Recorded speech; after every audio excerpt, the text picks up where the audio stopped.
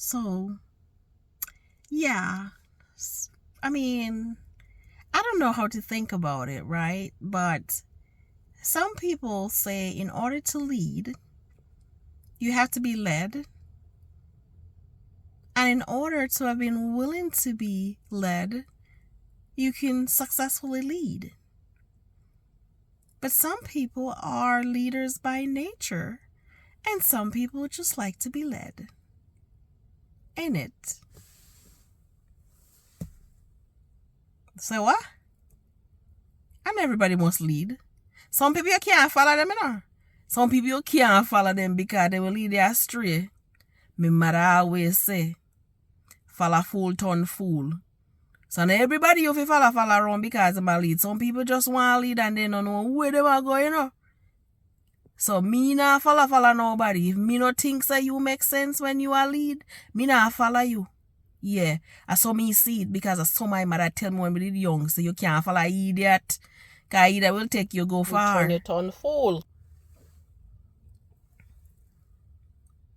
Oh, really?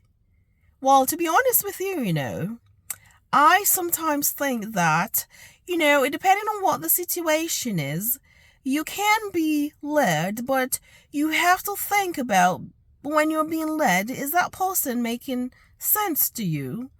Or what? It can just be, let's think about, what if it's like a game, right? Sometimes people like to be the captain of a game, but they don't understand the principles and the rules of the actual game, but they want to be the captain, right? So, I ain't gonna follow nobody who wants to be a captain of the game when they don't understand, right? Because it's very important for you to understand that if you're going to be led, you need to be led into success, right? But remember, in order to lead, you also have to be a team player. So sometimes you can support the person who is leading you. It does not necessarily mean that you know more than they do. Well, yes, you might know more than they do, but they might have other attributes that you're not aware of, right? So in order to lead, you got to be willing to be led, but I think it takes a joint effort, right?